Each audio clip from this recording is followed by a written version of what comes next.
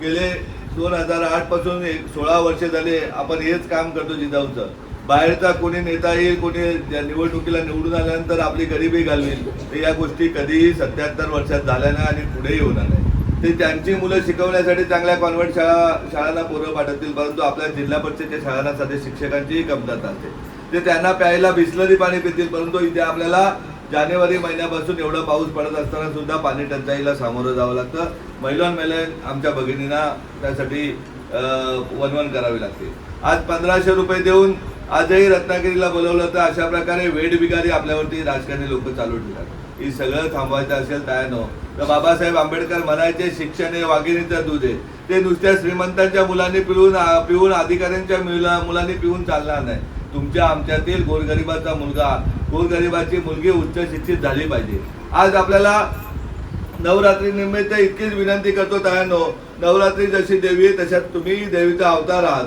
आपण मनाशी धारणा ठेवा का माझा मुलगा डॉक्टर झाला पाहिजे, माझी मुलगी कलेक्टर झाली पाहिजे, माझा मुलगा हा पोलीस अधीक्षक झाला पाहिजे, माझा मुलगा हा गावचा फौजदार झाला पाहिजे. अशा प्रकारचे आपण स्वप्न बाळगा. मुलांना स्वप्न दाखवा का तुला चांगला इंजिनियर होऊन IIT मध्ये तुला पाठवण्याचं काम जिजाऊ करेल. परंतु तो अभ्यास कर, दररोज 10-12 तास अभ्यास केला तर या जगामध्ये कुठलीही गोष्ट अशक्य नाही. आपण या अगोदर या पक्षाचा झेंडा खांद्यावर घेऊन त्या पक्षाचा झेंडा घेऊन आपण गावामध्ये 2-2 वाद लावायचे. मगाशी माझा एक समाज बांधव सांगत होता तर आम्ही इथे काम करतो, ही सुतारवाडी पण ते आणि आम्ही वेगळे नाहीत. अरे आपण कधी कलेक्टरला विचारतो का तुझी जात कुठली आहे? कधी डॉक्टरला विचारतोय का आता मी डिलेव्हरीला ताई चालले, माझी बायको चालले तर माझ्या जातीचा डॉक्टर पाहिजे असं? कधी आपण न्यायाधीशाला विचारतो का त्याची जात काय?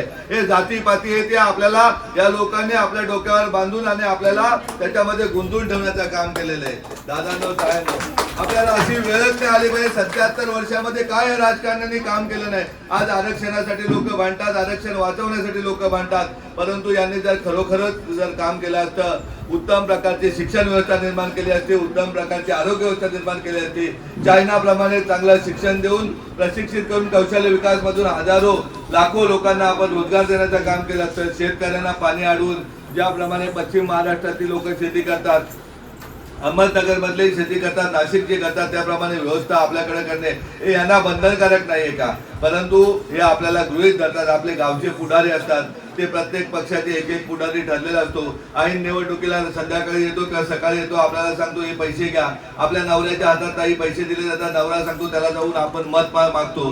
हे सगळं चित्र आपल्याला बदलायचंय. हे आता प्रस्थापित व्यवस्थेला कुठेतरी आपण छेद दिला पाहिजे. आपण आपली नवीन माणसं निर्माण केली पाहिजेत. अगदी गावच्या ग्रामसेवकापासून तलाट्यापासून पोलीस अधीक्षकापर्यंत CO पर्यंत कलेक्टर पर्यंत आपल्याला आपली लोक आली पाहिजेत.